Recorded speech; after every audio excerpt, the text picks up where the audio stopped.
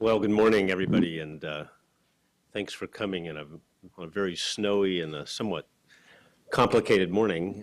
Thanks to Peggy and Mark for making all this happen. I had sort of mixed feelings about being introduced to do the keynote here because there are many people around the room who know much more about this topic than I do. But I will start by agreeing with Mark that this really is a sort of sticky wicket, and it's one that frankly, we often try to avoid. I'm always uncomfortable when I see the words violence and mental illness in the same sentence, and yet we're becoming more and more accustomed to that. And I think as a community, we need to make clear that we put all of this in context, because often the way this topic gets addressed actually, I think, adds to the confusion rather than the clarity. And I appreciate, Mark, your starting us off by explaining how very complicated this is. Actually, the Senator Deeds and the Gus Deeds story, I think, is useful in a number of ways, but it's simply one story, and this plays out in hundreds of ways. I'm sort of struck by this. I know there's the sort of 60 Minutes angle that likes to look for a victim and point to the bad guys. And the bad guys here are the people who have closed all of the state hospitals so that they are, in fact, far fewer than there were, about 96% or 94% reduction in the number of public beds. At the same time, the number of private beds has increased. And there's another very interesting story that Scott Pelley apparently never heard about, which is that one of the hottest, this is an aside, but I couldn't resist to counterbalance what you've just heard. One of the hottest areas for investment from private equity firms right now is to develop these private hospital beds for residential care, particularly for adolescents. It's thought to be a great moneymaker in the current healthcare climate. And a year or two from now, we may be talking about a much different kind of problem, which is the way in which adolescents with mental illness are being exploited for a completely different kind of need, not the lack of beds, but often the tendency to over-hospitalize or over-treat. So lots of issues here that need to be put in context. What I thought I would do in just a very few minutes is to lay out a little bit about where we are historically and to some extent fill in what Mark was just beginning to introduce in terms of some of the major things we need to be thinking about. I've entitled this, What Do We Know, What Do We Need, and What Can We Do? But I'm going to assume that that's much of what we'll talk about over the next couple of days. And this is really meant simply to set the table for that. I think in terms of where we are historically, clearly this last year has been a time of, actually 14 months has been a time of tremendous focus from the public on issues of mass violence, mass shootings, and linking that in one way or another to mental illness, hence the problem that I think we have to untangle. This quote, "Our most critical health problems," comes actually from a comment that the president made in talking about Sandy Hook. And I think it's really intriguing that from the get-go, this became framed as a public health issue. He actually did that even more explicitly in his plan to reduce gun violence, where he made the link, as many people have failed to do, to the problems that we face are not only problems in the criminal justice system, they're not only a whole series of issues around social inequities, but that there's a public health issue here that can be addressed with the tools we have for addressing other public health issues. And I think that's an important framing comment that came from the White House from the very beginning. As you can see, there were 23 executive actions that he suggested some 13 and a half months ago. And among those were the importance of reinstating violence research, something that both CDC and Peggy and her colleagues at NIAAA have begun to now lead us with, and also improving mental health services, which links to what you heard from the 60 Minutes clip. Congress as well jumped into this, realizing the enormous public interest. There were a series of hearings in January and going actually all the way through the spring last year, trying to address the question that we're going to be struggling with today. What is the relationship? As all of you know, Congress, and we're going to focus so much on the U.S. here, and as Mark said, some of the issues are unique here. In this country, this issue became framed as Mark has said, what are we going to do about guns, about firearms, and what are we going to do about mental illness? And clearly there wasn't a heart in Congress, so there was in the White House, to do anything about firearms. And so the focus increasingly over the spring and summer and going right into the end of 2013 became, how do we reorganize mental health care in America? What can we do to make sure that there is better care so that we reduce the possibility of more violence, more mass shootings? Within the public sphere itself, the media, of course, has been a major player in this. The New York Times I stopped counting the number of articles, although I can tell you that it was about triple in 2013 relative to 2009 or 10. But they, again, dealt much of the time with this sort of horrible axis that we were on between mental illness and violence and what the relationship might be. And I must say, I think that in spite of good intentions, simply the way in which this constantly got framed as in the headlines as mental illness and violence being within 2 or 3 words of each other, I think has often led to more misconceptions and more misunderstanding than it has clarity. So what I'd like to do is just to go through rather quickly some of the data or some of the ways that we are thinking about this from the research side when we think about what the relationship is between these two constructs of mental illness and the construct of violence. So the first question would be, is this in fact an association? As you heard from Scott Pelley and Senator Deeds, is this really a problem? And I'd like to say something which I think is unpopular for many people in the mental health community, but the data are, I believe, fairly unambiguous, that for those with an active psychotic illness of any sort, whether it's due to a mental illness or a psychosis that's the result of being on a drug of some sort, an untreated psychotic illness is associated with irrational behavior, and violence can be part of that. And the numbers are rather stunning. When you look for people with labels like schizophrenia and bipolar illness, over the course of their lives, some 40 or 38 to 48% of the homicides and suicides associated with those illnesses occur at the very beginning of the illness, often before treatment and sometimes before a formal diagnosis. So I think we have to start there to recognize that there is an association between untreated psychosis and violence, especially, as Mark had said before, towards family and friends. People with treated mental illness, by contrast, are at no higher risk for violence than the general population. They are actually at higher risk for being the victims of violence than the general population, but not at higher risk for being perpetrators.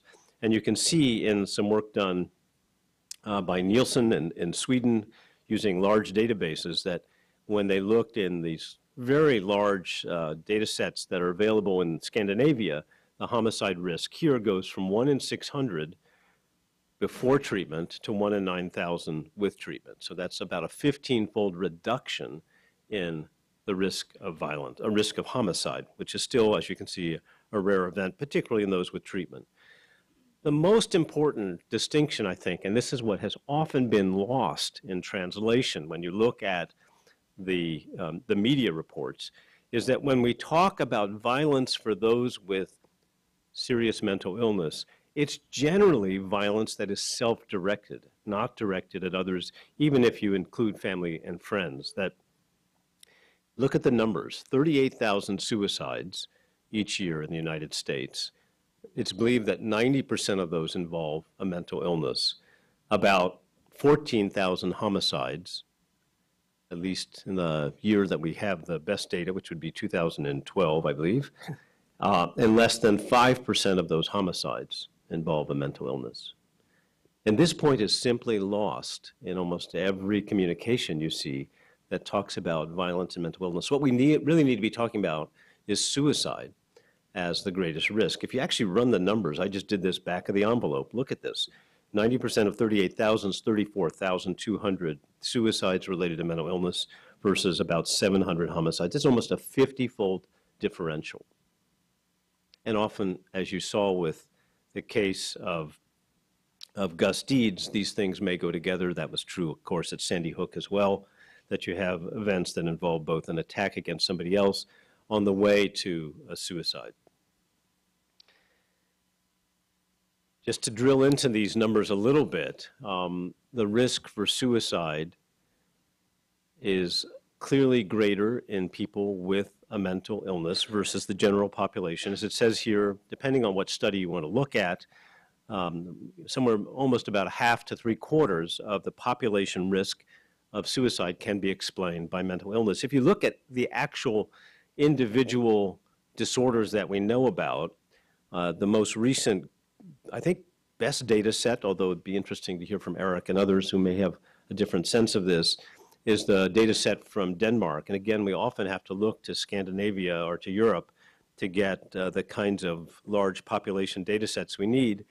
But there you can see the numbers are always higher for males. This is not true everywhere, but it's true at least in Western Europe and the US, with about a 2-to-1 differential often. And if you just go to the bottom of this, for any mental illness, about 4.3% risk, lifetime risk for suicide in males, about 2.1% in females, relative to having no psychiatric diagnosis. And you can see how far the numbers go down. So these are really, a rather extraordinary increase in risk, especially when you put them, again, in a public health context and you think about other risk factors that we think about for mortality, smoking and lung cancer, hypertension and heart disease.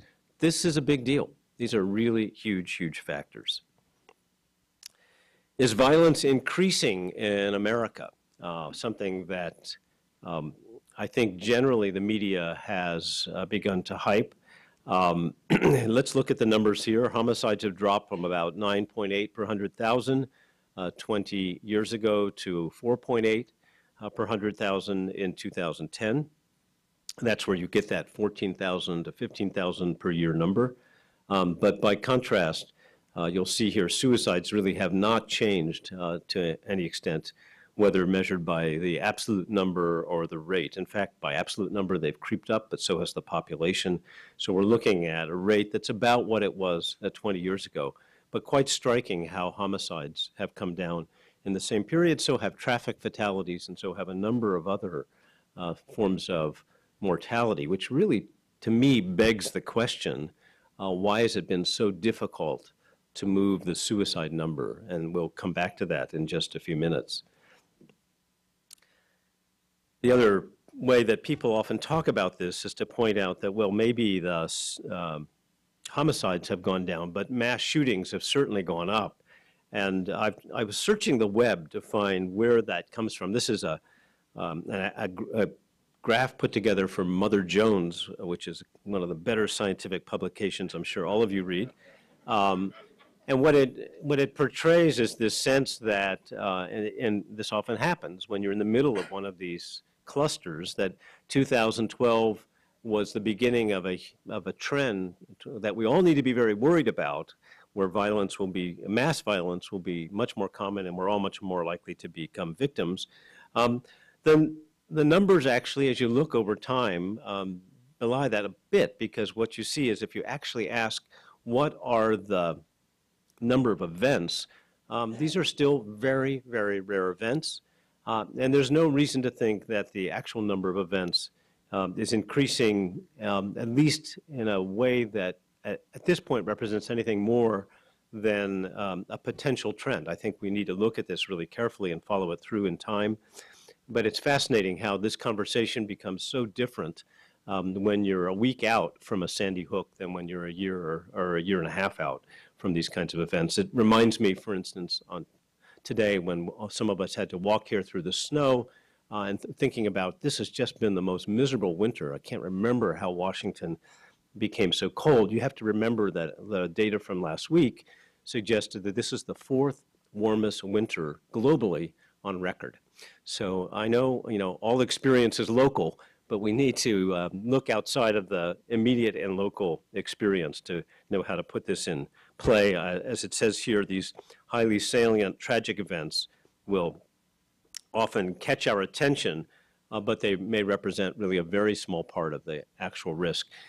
After the Virginia Tech massacre in 2007, several of us were asked by the president to travel the country and talk to educators and community leaders and governors about what they were doing for safety on university campuses. And as I think most of you will remember, there were 32 students who were murdered in the Virginia Tech episode. I think that's the right number. And it was probably impolitic, but I couldn't resist pointing out that there are 32 suicides every week on college campuses. And that's happening year in and year out, and we're not talking about that at all. It is these horrific events that are rare that capture our attention. And as we think about the solutions and we think about the policies, you want to put all of this in context so that you don't make policies that swing you too far in one direction or another. Is violence preventable? Well, it's tough. This is the sticky wicket, right? These are infrequent events, as many as, even though the suicides, as I mentioned, at 38,000, that means we'll have about 4 per hour in the United States. So that doesn't seem infrequent, and yet it's very difficult for us to predict this at the individual level, in spite of 4 or 5 decades of trying to find good predictors. For both homicide and suicide, it's tough to do. At the same time, taking a public health approach, it's very clear that means restriction can work to both reduce homicide and suicide, and we know a bit about how to do that. Those are not really high-tech, tough research questions as much as policy questions. And my argument, and what I wanted to stress as kind of my take-home message, is that to the extent that mental illness is a risk factor, which it clearly is, especially for suicide, there's every reason to think that treatment can reduce violence. It's impossible to not say something about firearms because the data, again, are so salient. And you've already heard mention of the fact that I'm going to take a U.S. perspective. But on this particular issue, I don't think we can avoid talking specifically about how the U.S. is different from other developed countries. And I'll just quickly flash up some of the data from Richardson and Hemingway that was published a couple of years ago, although the data go back a little bit further, in comparing the U.S. to other OECD countries. And you can just see the rather striking numbers. And if you just take a look at that third bullet, which has to do perhaps with the 60 Minutes presentation we just heard, for ages 15 to 24, which is the peak period for the development of psychotic illnesses, risks are 42 times higher for homicide and 8.8 times higher for suicide involving a firearm relative to other countries. So, and of the firearm deaths in these 23 developed countries, 80% occur in the United States. So there was a recent report from the IOM, as we've talked about here already, that looked at some opportunities where research can help to inform the best policies to address this. We also have very recently released the results of about a 3-year process to look at what we can do to reduce the rate of suicide per se. And again, Dr. Brown and Dr. Kane and Dr. Phillips, I think, a few others here have been involved in this process as it was a sort of public-private effort to try to bring together the best ideas from around the world, really, about what could be done if we decided that the lack of change in the suicide rate would be truly unacceptable, and we would have to determine some way to begin to bend the curve there. We set ourselves out as a goal that we would try to reduce the rate by 20%, at least provide the information to make sure that that would happen in 5 years, 40% in 10 years. And using that as our aspirational goal and trying to work backwards then to say, how could we do that? And the first piece of this that was really quite interesting was to look at where the main drivers were. At NIMH, we've been incredibly focused over the last 3 or 4 years on suicide in the Army. And that's been one of our largest projects, and there'll be a very big spread on this in the New York Times next week. But it's amazingly, as you look at this image that comes out of this report called a prioritized research agenda for suicide prevention that is on the web and that's only a couple of weeks old at this point, you can see that the U.S. Army, which is this circle right here, represents actually, a relatively small part of the 38,000 suicides we would be concerned about. In fact, if we prevented all suicides in the Army, we wouldn't even begin to touch the 20% number that we were trying to get to. So we began to think about this a little bit differently, and we asked, what are the sort of boundary populations we might think about? Some of them were small but very accessible and perhaps very feasible for intervention. So this one, the MVCO deaths of about 735, represents motor vehicle carbon monoxide deaths that are the result of somebody being in their car and using either the exhaust as a way of killing themselves. It's very easy to put a sensor in an automobile that will shut off the ignition when the carbon monoxide level gets too high. We've been able to do that for about 30 years, and it's a very inexpensive apparatus that could be inserted in every new vehicle for something under $50. It's a policy question about whether we decide that's important enough. But if that were to be done, it's very likely that that 735 would become something under 100 within a relatively short period. The firearm deaths, as you can see, represent more than half, much more complicated and difficult issue to deal with, but one that I think does bear a deep discussion. Just one other area in here, because it came up in the 60 Minutes report, the emergency department attempt visits, incredibly important. So we're seeing people who will go on to die from suicide in the ER, but what we don't have is the follow-through often to make sure that their risk goes down following what may be a 1 hour or 3-day visit in the ER. So what do we need? I would argue that where the science can help us is to provide better predictors of risk and resilience, although I have to caution that that's a very steep path, and it's tough to be able to come up with individual level predictors here that you can be confident are going to be reliable in the short term. We need far better surveillance. I think one of the things that we've struggled with in both the research priority setting project that I mentioned, as well as in the larger federal effort called the Action Alliance for Suicide Prevention, which has been going on now for about 3 years, is we just don't have the numbers often. It's remarkable. We have pretty good numbers for homicide, but for suicide, we're about 3 years behind. And that's really inexcusable that as a nation, we haven't taken this seriously enough to be able to provide not just the numbers for last year, but the numbers for last week. Because if it's a problem you care about, as we care about AIDS and cardiovascular death and many other sources of mortality, we do monitor this in a way that is far more accurate and up to date. We definitely need better tools for prevention and treatment and better evidence-based policies for limiting access to means. And there's, as I mentioned, a new announcement out led by NIAAA to begin to support that kind of science.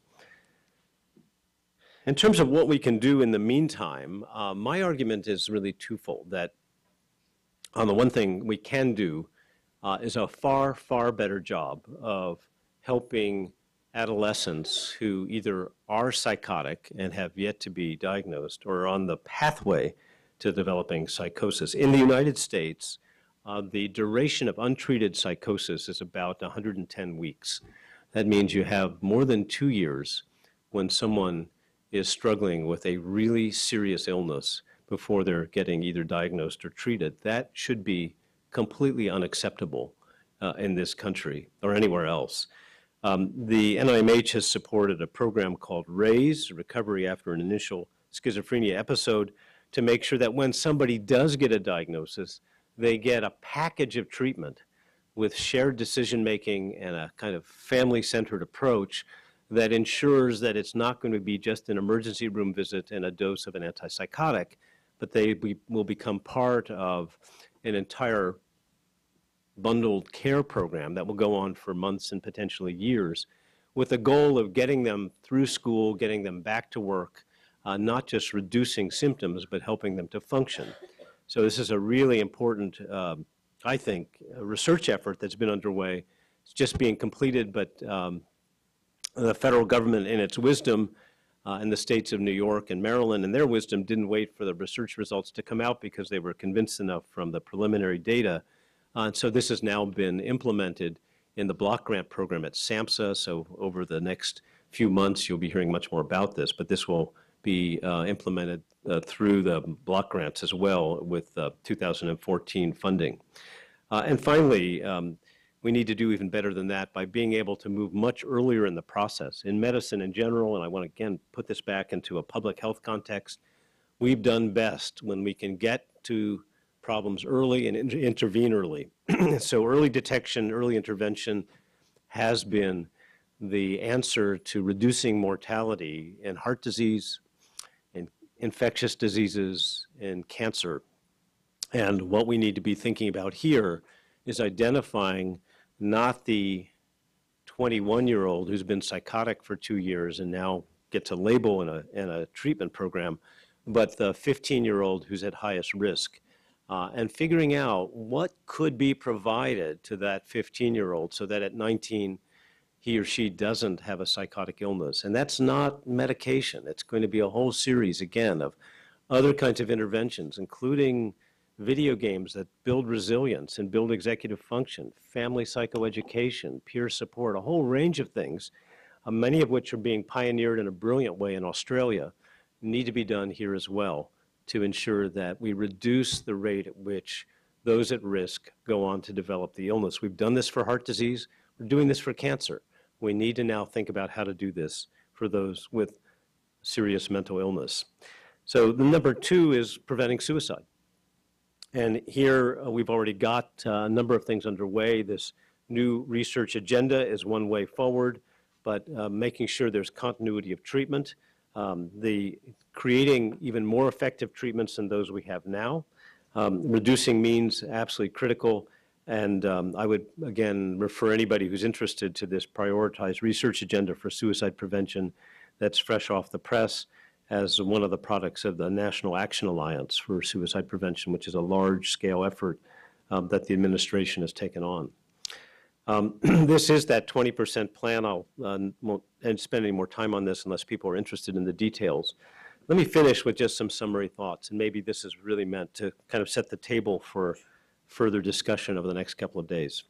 First of all, as I'm sure you'll hear from almost everybody in the room, most people with mental illness are not violent, and most acts of violence are not committed by people with mental illness. I think you even heard that from Scott Pelley.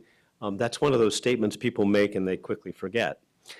Some people with mental illness are a danger to themselves and or others, and we have to realize that. That part of having a psychotic illness is you're not yourself, and you begin to do things that you would not do without the illness.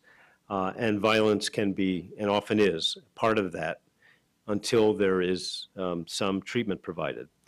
The fear of those with mental illness confounds the assessment of risk, and that's something that I think we also have to deal with, is to put this into an appropriate context. And then finally, to go back to my public health message, the earlier we can detect, the earlier we can intervene, I think the earlier we can help, the more I think we will see reductions in violence. That's going to be mostly suicide, but potentially we'll be preventing some acts of homicide as well. Thanks very much, and hopefully we'll have time to drill further into much of this. Thanks.